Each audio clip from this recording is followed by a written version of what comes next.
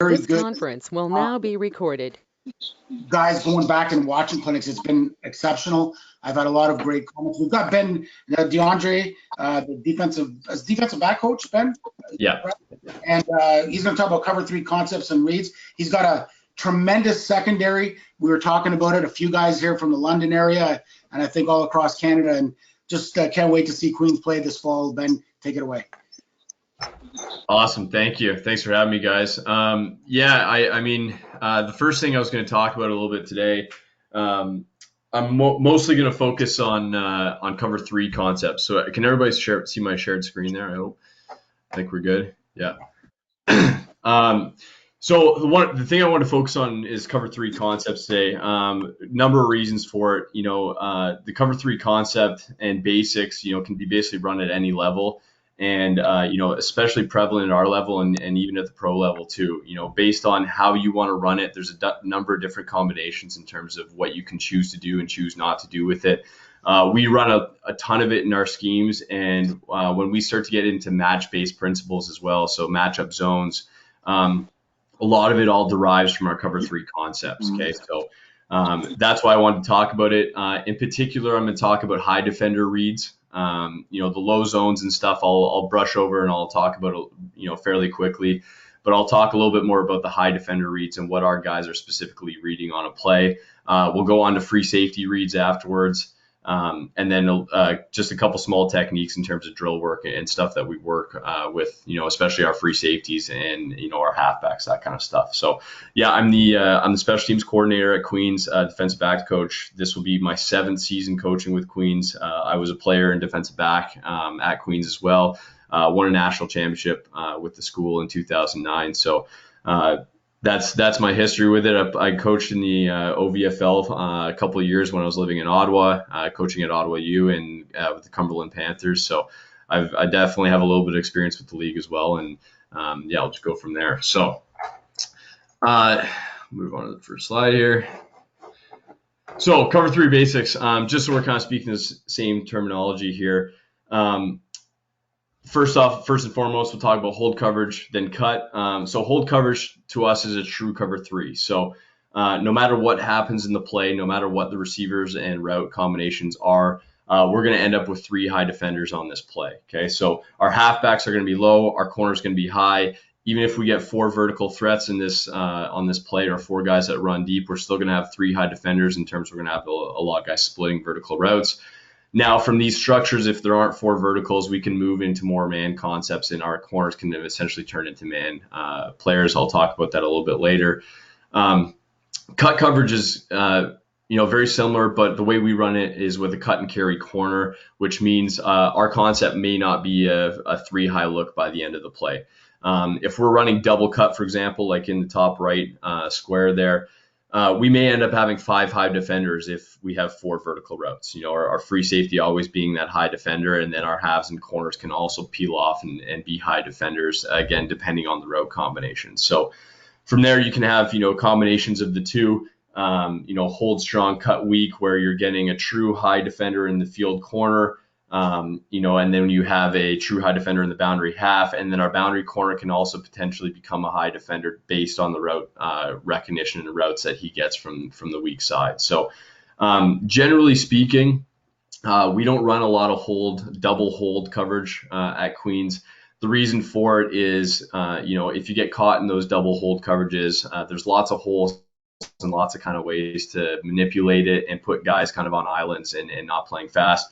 Whereas any combination of the other ones, double cut, hold strong, cut weak, or cut strong, hold weak, you're able to kind of, mask certain route combinations, especially when you talk about 4 vertical concepts, which generally speaking beat cover 3 concepts.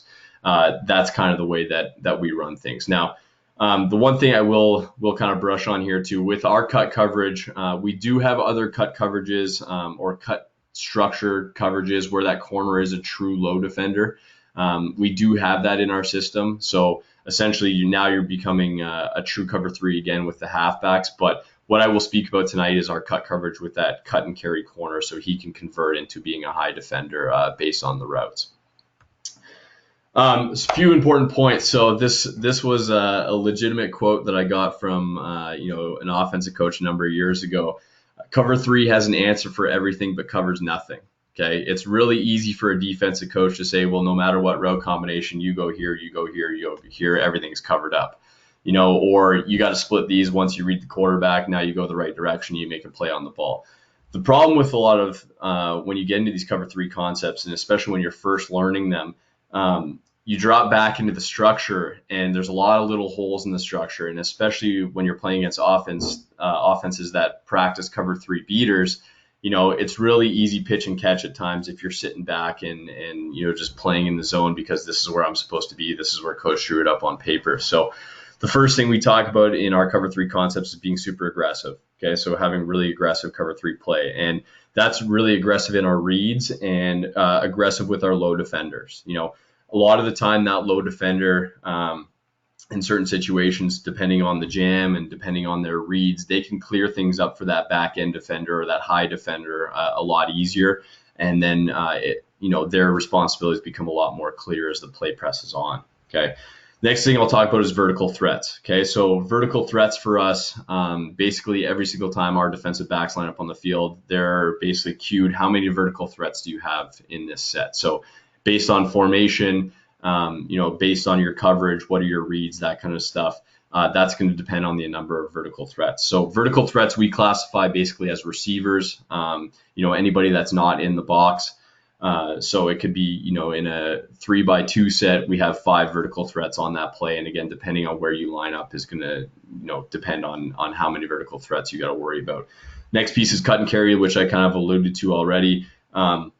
Cut and carry, obviously super important for the halfback play and how he's going to play as a high defender and cut. And then also that corner, how he's essentially going to turn into a high defender or a man-to-man defender.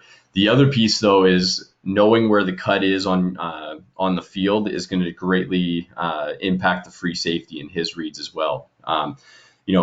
Understanding that we have a cut and carry corner means that in certain ways we can, convert into almost a cover 4 structure at times, which is going to push our free safety one way or the other based on where the cut is on the field. And then the last thing we'll talk about too is cut versus hold high defenders, because they are very different when you are playing with that cut and carry corner. So some basic important points. One thing that I always kind of talk about, especially when I first started coaching in the OVFL and even at Queens, is aligning the same pre-snap. It's something that sometimes gets overlooked, but as offensive coaches will understand, when you line up in the structure that you're playing, it's really easy for a quarterback and even a young quarterback to walk up to the line of scrimmage and see the structure and know where he's going with the football before the ball is even snapped. So for us, we use a flat line structure. There are times where we have maybe a bit of a different structure because of the formation that we're using on defense that week. So we might have a bit of a different structure, but the key is whether you're playing man-to-man, cover 3, cover 4, doesn't matter. You should be aligning very similar, if not the same, as much as possible. Next thing I'll talk about is the tilt. A lot of the time we actually have all our defensive backs tilted in and looking at the formation pre-snap. I've also played it where pre-snap you're making it look like man-to-man every single time, and your hips are square to the receiver. Totally up to you. The one thing I would say is it's super important to drill it into your guys that they look the same. Not dependent on the coverage, all that kind of stuff. Every single time they line up, they should try to make it look the same. And then the last thing is eyes. Okay, this is kind of a non-negotiable for me. No matter which way you're doing it, flat line, structure, tilt, whatever, the eyes got to be inside pre-snap and in towards the quarterback. First off, everybody's going to see the same thing that way. You're going to see formational changes. You're all going to be kind of reading the quarterback and the snap of the ball. You're all going to be basically seeing the same thing. So we talk about that being extremely important right off the bat. I should be in towards the center of the formation, and then we can communicate from there. Next piece is getting proper depth. So yes, really important to be flat line, not give away coverage, all that kind of stuff, but not at the expense of getting beat in your high zone. If you're supposed to be a high zone player, don't hold it until the very last second, and then all of a sudden that receiver's pushing you vertical and you're just barely even with them. We want to always stay on top of our keys. So if you got to leave a split second early, you got to do so. The technique that we use a lot of the time is essentially 3 crossover rules. So our guys are going to be lined up, and then on the snap of the ball or right before the snap of the ball, they're essentially crossing over 1, 2, 3, getting on top, now squaring up their hips and getting into their back pedal and making their reads from there. The next piece, discipline eyes. Okay. The initial reads are the biggest thing. So having our eyes in towards, the quarterback at the beginning of the play, and then working through our read progressions at the beginning of the play. This is usually where guys lose their eyes because they're getting distracted by a number of different things. And this is usually where most busts happen in the secondary. It's because one guy's looking at one read when he should be paying attention to the other. If they're both if you, the corner and the halfback are reading the same thing at the same time, generally speaking, there's not a lot of miscommunication that goes on. It's usually when the corner's reading number 1 and the halfback's reading number 2 and they see 2 different things. That's when you kind of get into those problems. Communicate pre-snap, during the snap. Again, when we talk about cut, for example, we talk about trapping and out. So, when is that corner going to trap that out? So number 2 runs an out in that formation. Is that corner going to jump that out? At 7 yards, 10 yards, 12 yards, when is the cutoff point where we're just going to start to convert that to man-to-man, that kind of stuff. So it's got to happen during the play, and this might change between, certain players, and, these two guys are really comfortable at converting anything 12 and under into trapping that out. Some guys, after 7 yards, they've got to turn and go with their man, and it is what it is, and they lock at that point. That's fine. But the communication point is the key, and those are one of those things that we talk about a lot in terms of letting them make decisions. So the last piece is let them play. Don't outcoach natural instinct and ability. Okay, so I've been on teams, where the coaches, got very, very specific rules on things, and what happens a lot of the time is all that natural ability and the reason why you're playing certain players. So you're starting to lose that in a lot of your players, and especially when it comes to cover 3, what you get is you get a lot of guys playing shy because they don't want to make a mistake. If you want to have an aggressive cover 3, scheme, and you want to have guys really playing and trying to make plays, the more restrictions you put on them, the harder it is for them to do so. So 100% got to be clear and concise with your non-negotiables. You got to teach them the schemes. You got to teach them the strengths and weaknesses of the scheme so they understand where they should be moving and how they should be functioning within those schemes. But at the same time, give them some ability to make those decisions on their own. You can talk about it, all that kind of stuff, but giving them, distinct yes and no, based off certain route combinations is going to make them shy and back off on a lot of the plays that they could potentially make. So, get into high defender reads with cover 3. So the distinction between the high corners and high halfback. So if we're talking about hold coverage, we're talking about our high corners here. So if a corner is high in cover 3 hold, they've got to split any vertical threat. So the way that we always read them, and this is pretty common, in hold and cut, both our halves and our corners are reading 2 to 1 if there's 2 receivers on your side. So reading 2, that inside receiver out to number 1. So if that corner is a high defender and he's in a cover 3 structure, he's going to be responsible for both those players. So if both those players end up going vertical, a corner in this sense, because there's no conversion with that halfback, he's got to be able to split them and be playable to both those routes. So if you look in the top left corner here, if number 2 and number 1 strong both go vertical, that field corner's got to make sure he gets plenty of depth. He's now going to be splitting the verticals, and he's going to be reading the quarterback's eyes.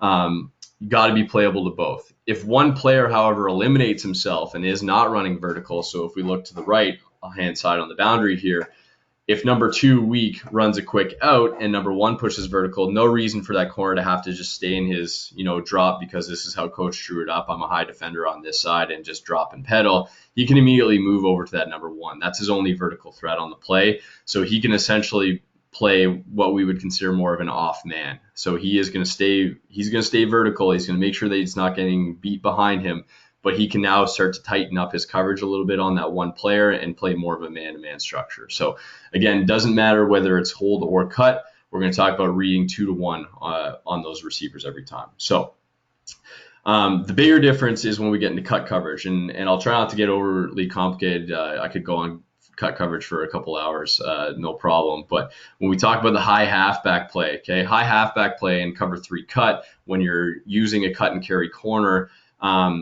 you're converting to man-to-man a lot more than you would be in terms of being a true high defender and splitting verticals. So The way we'll put it is if you look in the bottom left corner there of the diagram, if 2 strong and 1 strong both push up the field, we're reading 2 to 1. Once 2 reaches a certain distance, and for us, it might be 8 to 10 yards, that number 2 player is going to be locked by the halfback. Okay, so again, this is totally up to your scheme, what you want to do with it, all that kind of stuff.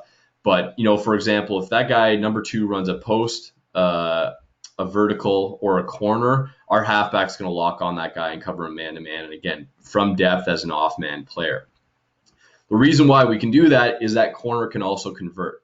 So it's really important that your corner in this instance is reading 2 to 1 as well. If that corner is reading number 1, he may not see that vertical by 2 and may not know that he has to convert as a high defender. So it's an easy read if your eyes can be disciplined on it. That corner is going to be basically facing inside. Once he sees, again, we talk about number 2 pushes up the field and he's now 10, 12 yards up the field. That corner now knows that if number 1 pushes up the field, I need to become a high defender and cover him man-to-man as well. Okay, so, in very, very simple terms, if both guys go vertical, we've got 2 high defenders to cover them. We don't necessarily have to split. We have guys essentially man-to-man in those things. Only when number 2 breaks off a route is the halfback going to move to another read. So again, very simple, very simple way to explain to a halfback is if 2 goes vertical, you're taking him, no matter what. That's your guy. It is what it is. If number 2 breaks off his route, he runs an under, or like we see in the diagram, he runs that quick out to the boundary. That halfback can immediately push to his next threat, which is number 1. Okay, again, we're always talking about 2 to 1 reads, 2 receiver surface. Now, that's not the only way you can run cut. There's a number of different ways. There's a number of different coaches that I know, that will cut everything and they'll trap the out to everything. And what I mean by that is if there's a 3 receiver surface, that corner is still going to be low if they see an out by 3. If there's a running back coming out of the backfield and is running an out, that corner could cut there and that kind of stuff. The only problem with that is sometimes now that read gets a little bit more complicated. Now the corner is reading from 3 to 2 to 1, and now you actually have to do the same thing with your halfback. So this to me is a very simple way to run cut. You're only doing a 2 receiver surface so that if you see that out by 3 or you see an out by the running back, that kind of stuff, that responsibility goes on to our linebackers in a lot of our schemes. Now, again, we do have schemes where we don't have carry corners. So that corner is going to be low no matter what. That's different. Now our halfback is going to essentially become that high corner in hold, and he's going to have to split vertical. So this is the way that we run our cut and carry in a lot of our schemes. And again, partially because we can gain another vertical defender if needed. So this one's my bread and butter. This is what I love to coach. This is what I love to play. Anyways, to get into it a little bit, free safety reads, and especially in cover 3, there's a lot of things that the free safety is able to do in cover 3 schemes that he may not be able to do in other things like man-to-man, for example. So first and foremost, which receivers are the free safety responsible for in cover 3? Okay, so for us, it's the slot backs. Free safety does not need to worry about 1 strong or 1 weak, and the reason for it is no matter what the coverage is, cut or hold on that side, you're going to have a high defender leverage to that number 1 receiver. So we should have that high defender there. There shouldn't be any need for that free safety to have to worry about 1 strong or 1 weak. So his concentration is going to be on all the slot backs. Now, the next piece is where should the free safety be reading? If we're in a 32 set, we've got 3 receivers strong and 2 weak. Which receiver should that free safety be looking at as opposed to just telling him having your eyes wide open and seeing everything at the same time? Because obviously it's a little bit easier said than done at times. So we have specific terms and keys. I've put it in, just as simple terms as I can possibly make it in terms of we're going to read the hold side first and we're going to read the number 3 receiver first. So if we look at that top diagram, we talk about a field first read. So our first read is going to be on the field side, and the big key here is we have to be playable to everything. So just because my read is the field side does not mean I can forget about that backside halfback or that backside number 2. So what we want to do when we're reading the field side, or what we want to do is we should be weaving in that direction. We should be pushing in that direction. Our eyes should be in that direction. But we cannot open and we cannot commit. So I'm not turning and running that direction because I know that's my first read. I'm actually going to slightly push that direction. I'm going to make my first 2 reads and then go from there. So the reason we do that, and if we look at that top diagram there, because we know we have that cut conversion on the boundary side, we can work away from it, because if both those receivers go vertical, we're covered. We have two players that can cover them vertically. Now, if we look on the field side here, we got number 3 strong that's not going to be covered vertical, so he's my player. And then also 2 strong, because we have that hold halfback. If we get 1 and 2 strong both run vertical, our corner's in a bit of a bind. He's having to split verticals right now. So that's why our free safety is going to move to the front side first. And again, make his reads on that front side first. If I get a vertical from either 3 strong or 2 strong, I got to be pushing that direction, and that's something I got to take away. Again, it's not something where I'm turning and opening, because especially if both those guys go, let's say both of them running out, and now I get a post from the backside, I still want to be playable to that backside and be able to help that halfback in that scenario. But again, my first read should be that direction, just in case I do get verticals from that side. So same thing on the boundary. If we look at the bottom side, if we have cut strong and hold to the weak side, our free safety is going to make his first read to the weak side. And again, to the boundary, he's going to slightly weave, slightly move that direction, make that read on too weak, and before he moves on to anything else. We'll also have balanced reads, and that can be, a number of combination, a number of different formations or coverages. Really simple way to put it is if we're playing double hold. I've got 2 hold receivers here, 2 hold slot backs. I've got to make sure that I've got my eyes on both of them. And it could be a different combination too. If we look at that top screen or that top diagram, if we're in cut strong here and hold weak, I've got to read 3 to the strong side, but I've also got to read 2 weak to the hold side. Those are going to be my first 2 keys. So I'm not really moving anywhere. I'm just making sure I get depth and crossing off my vertical threats. Okay. The big thing for any high defender, and especially for the free safety, is what we call eliminating vertical threats. So what that means is as guys start to break off their routes, so if guys are running outs or unders or sit routes or whatever it is, as they start to break off their routes, I'm now eliminating those from my reads. So if I started off with 3 reads in a 32 set, and now let's say 3 strong and 2 strong both run quick outs, I now know my only vertical threat is to the boundary 2, and I can now push that direction and move my eyes that direction. A lot of the time, it's going to get you in a right position in terms of being able to jump routes earlier than anticipated, being able to make a play on the ball a little bit faster, that kind of stuff. So that's why we talk about those initial reads are so key, because a lot of the time you're getting the answer to the playbook. 2 of your keys are gone. If you were just staring at the quarterback the whole time, you may not have noticed that the quarterback's trying to look you off this direction because he's trying to fit one in on the other side. Well, if you made your initial reads, I already know the only one I've got to play is on the backside, so I'm going to go there right now, and I'm going to be able to make a play on the football a little bit faster. Next piece here, high defender technique. So just wanted to kind of add in a drill, something that we do really easy. It's a good leg saver, but it's super beneficial in a number of different reasons. So we talked about our weave technique. So the weave for us is essentially a back pedal, and you're just turning your butt in the direction that you want to weave. So you're trying to close some ground, but you're staying square to the play. So when it's used, a free high defender, so a free safety, a corner, especially if they have multiple vertical threats. And this is when we're reading QB's eyes, so not arm. Okay. So if 2 hands are on the football and the quarterback's looking one direction, we're going to weave. Okay. We're going to try to close some distance there, but not commit or cheat to anything. So why this technique? Our hips are square to the play. A lot of the time, and especially once you start to get to more elite quarterbacks and stuff, especially in our league, guys will make this read and they'll turn one direction, take a look, and then all of a sudden they're just waiting for you to crack your hips. As soon as the free safety hips are cracked, he's going to turn and fire it the other direction. So we talk about closing ground but keeping our hips square. We want to be playable to all threats, even though we're moving one direction. And again, close the distance but not be susceptible to a look off. Okay. Important keys. Got to have appropriate depth. If you don't have appropriate depth, don't worry about the weave, open up and get on top. It's one of those things that you can speed turn, you can do a number of different things. But if those receivers are behind you or at your depth, you're not going to have good success at making a play on the ball and being able to play both verticals that you're responsible for, that kind of stuff. And then again, situational based on vertical threat reads. So if I've eliminated 2 of my 3 vertical threats and I know I've only got 1, no need for me to split and weave. I can go right now. I can crack my hips and get over to that football right now. So that's essentially it I wanted to talk about real quick there. What I will put on is a few clips here. I still got some time here. So All right, so a few clips from our 2019 season. Just wanted to show a couple clips in terms of what I talked about in terms of cut coverage, and how we convert on certain things. So we're technically hold coverage to the boundary here because we have a tight end set. So our halfback is low, our corner is well off, okay, funneling everything into the free safety. We're not going to worry too much about that. What we are going to look at is the field side here, okay.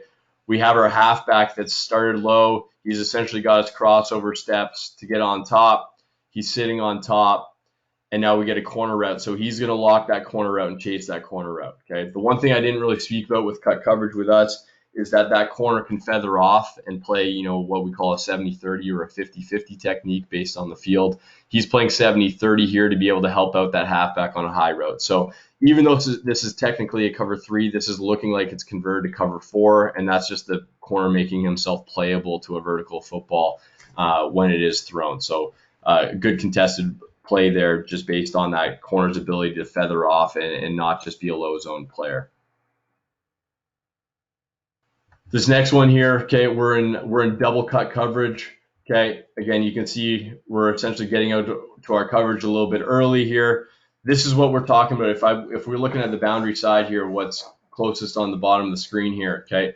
This is what we talk about in terms of man conversion. So at certain points, when guys work their way up to a certain depth, what you can see is we're actually converting down to essentially an off man structure from both sides, okay? Again, a lot of people that are watching the game might look like off man, but depending on the route combinations, this is actually just cut to us. This is double cut on both sides. And all we've done here is converted into essentially two vertical threats, and then they've both broken off the routes. We've locked it. Now, again, you might have your halfback stay off of this, but our rules for this specific game was basically at 10 to 12 yards, if you're getting these receiver sets, you can jump anything that's vertical. And to us, anything past 12 yards was vertical. So that's why our halfback is driving that play. Now, if we look at the field side here, okay, we're getting our 2-to-1 reads here. So 2 actually runs an under and he goes away. So that's going to free up our halfback as a true high defender. Okay, our corner is going to basically read anything now, so he doesn't have to 50, 70, 30. He gets a low route, he can drive it and be aggressive on it. Okay, our halfback's become a free high defender. He's started working the formation with this one. We've now essentially bracketed this high defender with both our free safety and our halfback, so we're in good shape with both of those there. Okay, so that's how our conversion is working to cut here. Okay, this one here, this is a hold coverage, and this is what I wanted to talk about in terms of eliminating vertical threats. Okay, so if we're looking at the boundary side here, this is a hold structure to the boundary side. The big difference here is it's actually not going to look like we get into a hold structure, and once again, it's going to look like we're getting into a man-to-man structure, and I'll tell you why this kind of looks this way. And the big reason why I'm bringing up this play is a cover 3 beater here. This is something that should beat cover 3. This is a halfback read. They're trying to see what the halfback's doing. So the route combination here is a little swing and a slant. Okay, so what happens is if that halfback chases that swing right away, there should be a nice big hole here for them to fit that slant in a hold structure. Whereas if he sits on it and waits on it, this guy's going to out leverage the halfback and be able to go and make a play down the sideline. So this should be a hold beater or a cover 3 beater. The difference is our corner recognizes what's happening here. And as soon as this happens by number 2, he starts working out. He's immediately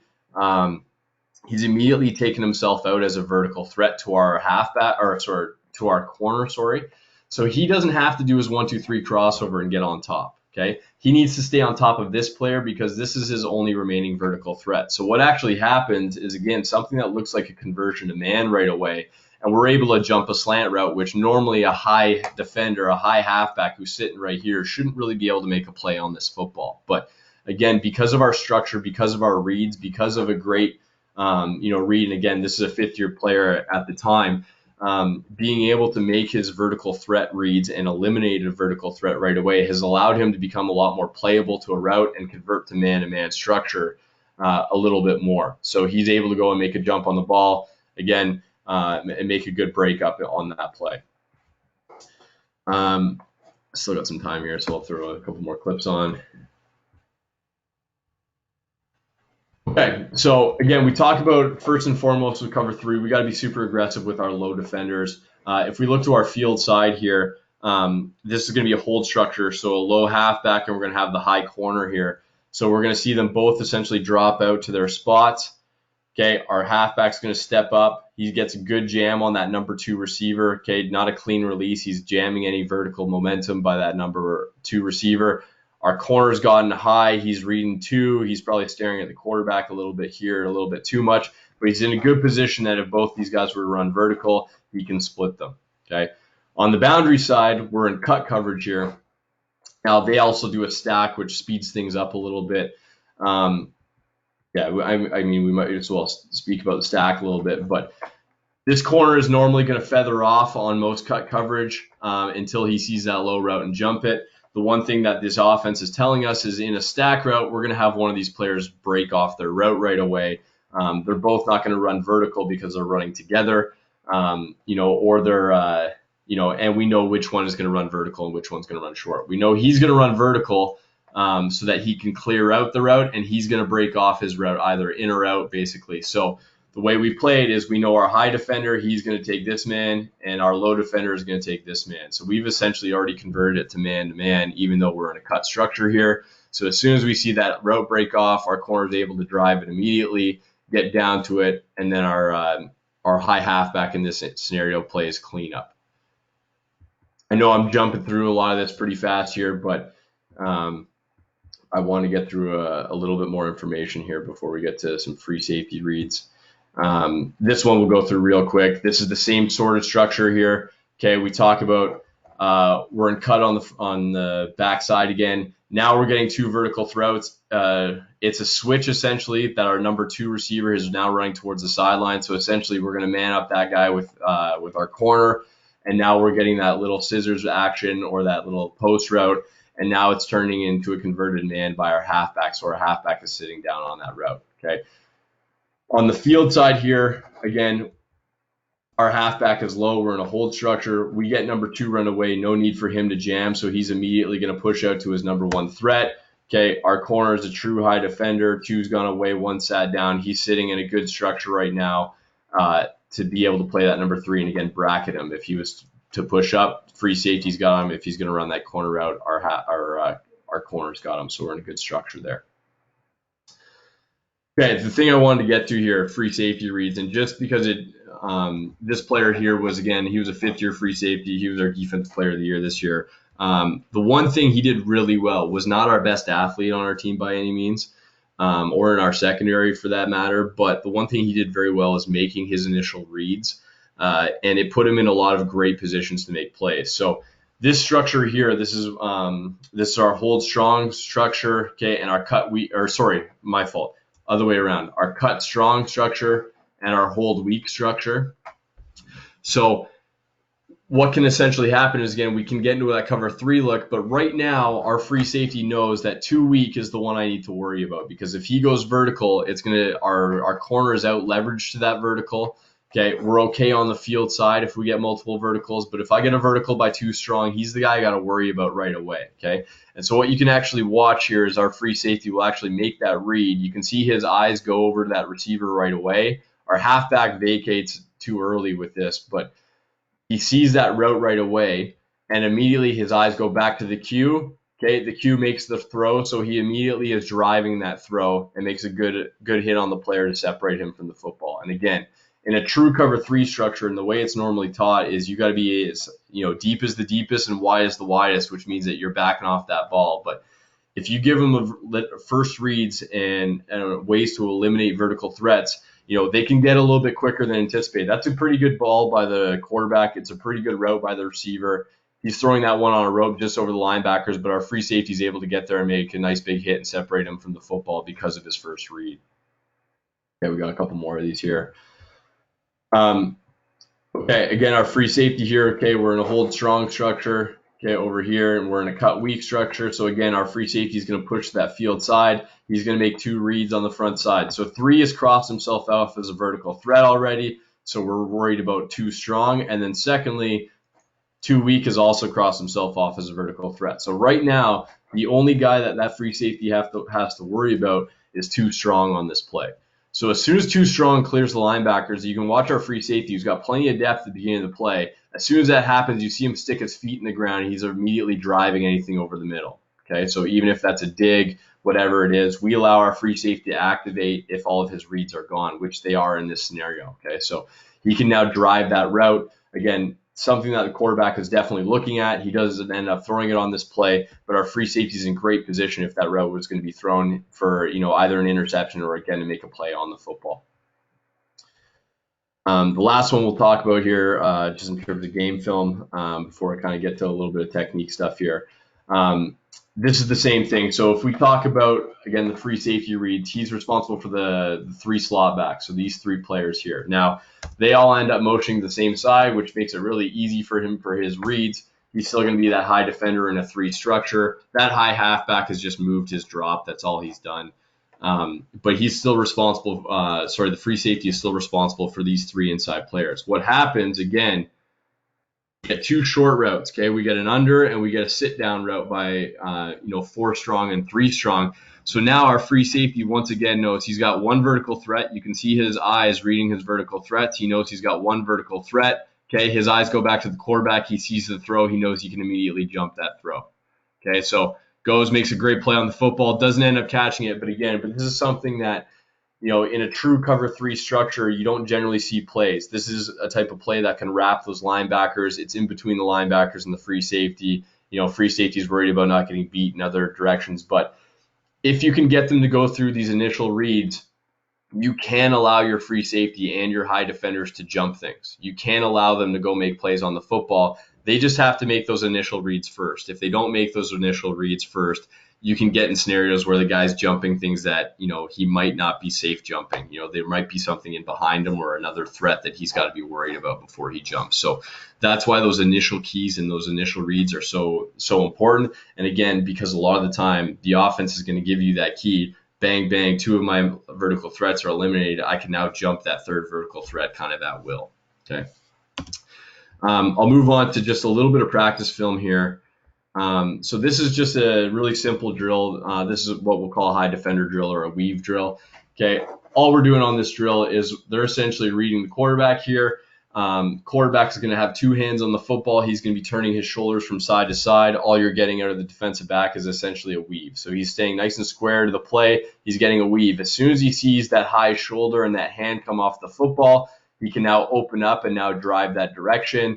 And again, we're going to be practicing basically high pointing the football every single time.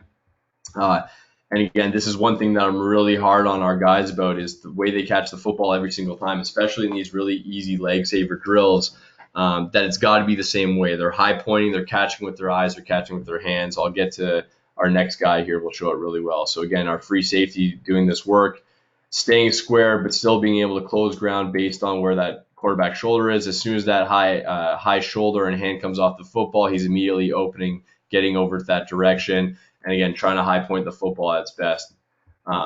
Sometimes the coach is throwing a duck here, so it's harder for him to do that, but this is a good example here. Okay, so our high defender moving his hips, moving from side to side based off that quarterback's look or off the coach's look, still playable to both. As soon as he gets that shoulder and that hand come off the football, he can now open up and go drive it. Okay, gets over to his side, and I'm just going to pause the film basically right. Oh, maybe not. Maybe it's going to freeze on me. Okay, right here. So the big thing we concentrate on, and this is something essentially what we use is teach tape all the time. So this was a 5th year doing this. You can look at the way that he catches the football every time, even when it's a really simple drill and it's a really relaxed period in practice. His eyes are to the football. He's elevated. He's outstretched. His hands are basically in that perfect diamond shape that you're looking for. And the biggest thing we talk about is eyes, eyes, eyes. He's caught this football with his eyes the whole way, okay? I'm really hard on my guys at the way they catch the football. I do plenty of ball drills with them, which, obviously defensive backs like. They don't generally get all that many ball drills, but I do a ton with them. The one thing though is because we're doing ball drills, you guys are going to focus on that ball. And it's so important, all this technique. And I like showing this play, and it just kind of showed how good that player was at his attention to detail and every little thing. And this is during the regular season. We were up 15-8 to Windsor. This is the last play of the game here, no time on the clock, and here's our player again that just did that in the drill. Okay, we're in a Hail Mary situation. And when he goes up for a football, it looks the exact same in the game as it did as he did in practice. Okay, so we talk about a lot of the time when guys are lazy catching it over their shoulder, especially as a high defender, allowing the ball to drop or whatever it is. We want our guys to approach it the exact same way every time. Highest point, catch with the eyes, elevate, outstretch, diamond, right? And what you can see is that's exactly what he did in practice, and that's why he was successful with it in the game time. If he only did it once every once in a while in practice, now that he's got all these other bodies around him, I'm not so sure that he's going to confidently come down with that football in a game time scenario. So again, no, I went through a lot there and it kind of rushed through a bunch of stuff there. I'm happy to answer any questions, but we do have a question here, Coach. We do have a question in the chat. It just says, what is your rules on cover 3 cut with double moves? And it says example, slant, bubble, wheel, and boundary. So any sort of cover 3 structure with us, once you start dealing, I'm gonna stop sharing here. Once we start dealing with any double moves, so whether it's a wheel, very, very simple, you get the post wheel combination, for example.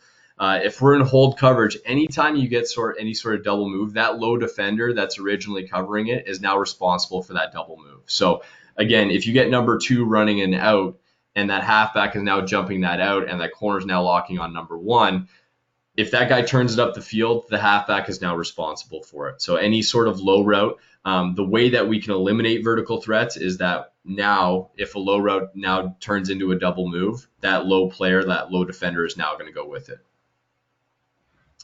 What else we got? I know there's other questions because I know I ripped through a whole bunch of it pretty quick there. That was the only one I see in the chat right now. Questions? Right. That was lots of information there. Coach, and in minor, a lot of times we see the backs come out and the backs make the go vertical. So in that cover 3, how do you deal with backs coming out and going vertical? So you're talking about is this pre-snap? Like, is the running back lined out of the formation pre-snap, or is he coming out at snap? At snap. At snap. Okay. So again, this is not something that we necessarily cover in our if I'm talking the free safeties, to me, the running back is not a vertical threat. There are a number of different things that you have to do, and especially if you're playing against a team that does this a lot. For us in our league, they don't do it at snap, but they do it pre-snap. Is a team like Ottawa U runs their running backs vertically and in the receiving core a ton. So for us, sometimes you might have to put them into the vertical threat category. The other piece that we do is if it's at snap, we make sure that we get a good jam or that guy can't get a clean release by our linebackers, and we put that on the linebackers. So generally speaking, if it's at snap, that running back should not be able to pass the free safety or the high defender, whichever side. He should have plenty of depth based on where the other guys are. And again, if you're talking about now we have a high vertical from a receiver and that running back at the same time, generally speaking, that high defender is going to play the receiver because the receiver is going to be there first and going to be the highest guy. So, and again, even if you're not talking about running back and receiver, if you're talking about 2 receivers, but one guy's pushing more vertical than the other, as a high defender, you got to err on taking the more high vertical. Does that answer your question? Yeah, thank you. Okay. Yeah, no problem. And I'm wondering, what's the run fit? So if you get 4 verticals, yep, you get like a draw. So what do you teach on the run fit in that situation for those defenders that are now converting it to man? And let's say yeah, sure. So it is one of those things that especially in the cut structure, it's very similar to man structure in the sense that you're not getting a ton of fill from your secondary. The guy that can fill is your free safety or a low halfback. So the low halfback we treat essentially as a true linebacker in that scenario. He's jamming, he's sitting in a low zone, he's never converting vertical. So he's going to be the first guy that's essentially able to go and fill in on a run set. And then your free safety reading the play off of his receivers. That's one of those ones that it's a little bit more tricky because you're not going to get the same sort of run support that you would normally if that corner was, let's say, a true low corner. He's now converting the man. And if those guys are running true verticals, and really selling it, those guys got to run with the verticals until they see that it's run and now go down to it.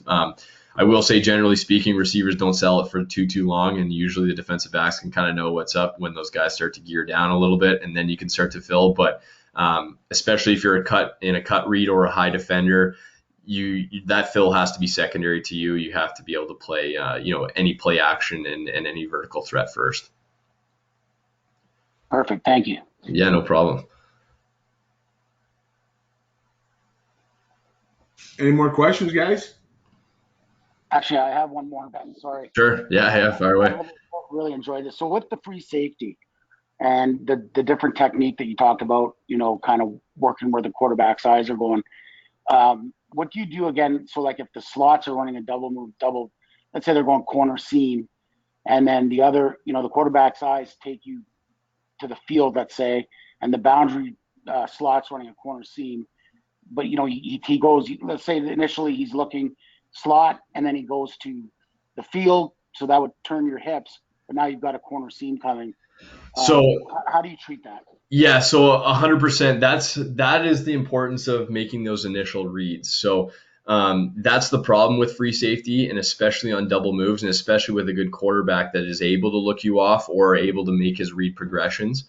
By making those initial reads, if that receiver is still pushing vertically, and it doesn't matter if he's running away from you, if he's starting to run that corner and then comes back, if you're seeing a guy push vertically, he's still a vertical threat to you. You still want to be playable to it. Now, if he runs fully away from you in a corner, you don't need to worry about that. But what you need to worry about is if it's a seam route or a post route, has that free safety. So if that guy is working vertically, I've got to make sure I get my depth. And again, if that quarterback is looking that direction, that's where we talk about that weave technique. I can start to close that direction a little bit, but again, my hips have to stay square. As soon as I open up to go that direction, I am now no longer playable to that backside, exactly like you said. I'm not going to be able to get there in time to be able to make a play on that football. So we can close the distance. If the quarterback's looking that way, no problem. I'm going to close that distance and I'm going to stay in my weave. Now he looks backside, I'm still able to open that direction and get back that direction. So we're not necessarily reading routes, we're reading vertical threats. So if the guy's pushing up the field and he's getting depth and he's now attacking your cushion, I've got to make sure, and like you said, I've got one to the field and one to the boundary. I've got to make sure I'm getting the heck off the ball and able to split both.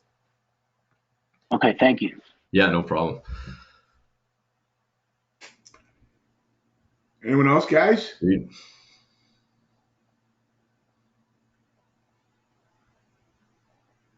Awesome. Well, I'll just close with this, guys. I'll send out my email and everything. If anybody's got any questions, it could be very specifics to cover 3. It could be anything defensive back play.